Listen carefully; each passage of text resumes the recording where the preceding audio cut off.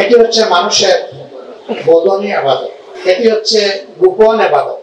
অতএব তিনি যা পছন্দ করেন আমি তাই চিন্তা করব, আমি তাই বলবো, আমি তাই করব, আমি তা দেখবো, আমি তা শুনবো। পরহেজ মানেই হচ্ছে বেঁচে চলা। আমি এটা করবো, আমি এটা করবো। কেন? যেটা করবো এই কারণে করবো আমার আল্লাহ খুশি হবেন। কেন করবো না? আমার আল্লাহ নারাজ হবেন, এই জন্য আমি করবো না।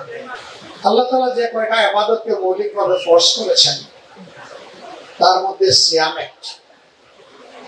এটি হচ্ছে মানুষের বদনী ইবাদত, এটি হচ্ছে গোপন ইবাদত। একজন মানুষ রোজা রাখার ভান করে লুকিয়ে চুপিয়ে সে যদি খাওয়া দাওয়া করে দরজা বন্ধ করে অন্ধকার ঘরে গিয়ে কেউ হয়তো দেখবে না, কিন্তু দেখবেন তো একজন হুয়া সামিউন বাসীর, যিনি শুনেন এবং দেখেন, কোনো কিছু তার থেকে এসকেপ করতে পারে না। তার ভয়ে যারা রোজা রাখে তাদের রোজা পূর্ণ হয়, তাকওয়ায় তাদের ফল পরিপূর্ণ হয়। এই জন্য রোজা রাখার উদ্দেশ্য সম্পর্কে আল্লাহ তাআলা এটাও বলেছেন। হয়তো এই আয়াতটি কেউ তেলাওয়াত করেছে, তারপরে আমি আবার পড়ছি। ইয়া আইয়ুহাল্লাযীনা আমানু কুতিবা আলাইকুমুস সিয়ামু কামা কুতিবা আলাল লাযীনা মিন ক্বাবলিকুম লাআল্লাকুম তাত্তাকুন। হে ঈমানদারগণ, তোমাদের জন্য এই রোজাকে লিখে দেওয়া হয়েছে, অবধারিত করে দেওয়া হয়েছে, ফরজ করা হয়েছে, যেমনটি তোমাদের পূর্বের মুমিনগণের উপর করা হয়েছিল। তা এই কারণে করা হয়েছে যে সম্ভবত এই সিয়াম পালনের মাধ্যমে তোমরা তাকওয়ার নীতি অবলম্বন করবে। তাকওয়া হচ্ছে ওই জিনিস আল্লাহর একজন বান্দা কিংবা বান্দি সর্বাবস্থায় স্মরণে রাখবে যে আমি যা চিন্তা করি, আমি যা দূর দিয়ে প্রকাশ করি, আর আমি যা হাত পা দিয়ে করি, আমি যা চোখ দিয়ে দেখি, আমি যা কান দিয়ে শুনি,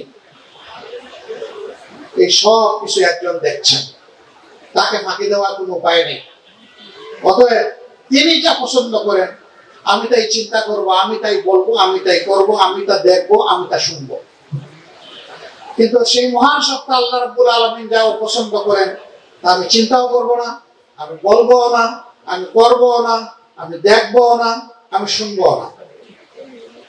এইভাবে নিজের জীবনের কার্যক্রম যিনি সাজাতে পারবেন তিনি সত্যিকার অর্থের মুত্তাকি।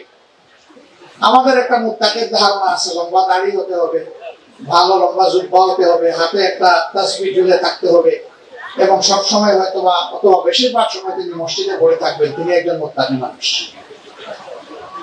মসজিদে যিনি পড়ে থাকবেন তিনি একজন আবেদ মানুষ, হয়তো আল্লাহ ভালো জানেন। মুত্তাকি তার নাম, যিনি জীবনের সমস্ত কাজ স্বাভাবিকভাবে করবেন কিন্তু আল্লাহকে ভয় করে করবেন। যিনি মসজিদে পড়ে থাকেন তিনি তো কোনো কাজই করেন না, তো তার তাকওয়ার পরীক্ষাটা হবে কিভাবে? একবার ৫-৭ জন লোক একটা মজলিসে এক জায়গায় বসেছে, এর মাঝে একজন বোমা ফাটিয়েছে, বলতেছে এই সমাজের সবগুলা করা, আমিও করা, নিজের দিকে অঙ্গুলি নির্দেশ করে বলেছে। সবাই চুপচাপ। একজন প্রতিবাদ করে বলছেন, জনাব সবাইকে এক পাল্লায় মাপবেন না। ওহো, তাইলে আপনার পাল্লাটা আলাদা, ঠিক আছে আপনারটা পরে মাপবো। আমি অমুক অফিসে চাকরি করি, আমার হাত ঘুষ থেকে মুক্ত নয়। ওই আপনি কি করেন? বলে যে ব্যবসায়ী। জিজ্ঞেস করছে যে আপনি ব্যবসার এই নীতি যেটা আল্লাহ পছন্দ করেন এটা আপনি অনুসরণ করেন? ওই জি না, আমি তো সবটা পারি না। এরপরের জনকে জিজ্ঞেস করছে আপনি কি করেন? বলে যে আমি আপনার মতো চাকরি করি। ওই যে আপনার আঙ্গুল কি পরিচ্ছন্ন? কই জি না, আমার আঙ্গুলিও ময়লা আছে। শেষমেশ যিনি প্রতিবাদ করেছিলেন ওনাকে জিজ্ঞেস করছে, জনাব আপনি কি দয়া করে একটু বলবেন আপনি কি করেন? বলে যে জি, আমি তো মসজিদে ইমামতি করি। বলে যে আপনাদের ঘুষ দিবেটাকে যে আপনি খাবেন? আপনি যদি আমার মতো চাকরি করতেন আর যদি সেই সুযোগটা আসতো আর আপনি যদি বলতেন যে এটি আমার নয়, এটার উপরে আমার হাত পড়বে না, আমি আল্লাহকে ভয় করি, তখন বোঝা যাইতো যে আপনি সত্যিকার অর্থে পরহেজগার। ভাই আপনার তো এই পরীক্ষারই সুযোগ নেই।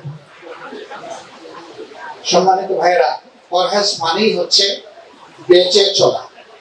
আমি এটা করবো, আমি এটা করবো। কেন? যেটা করবো এই কারণে করবো আমার আল্লাহ খুশি হবে। কেন করবো না? আমার আল্লাহ নারাজ হবে, এই জন্য আমি করবো না।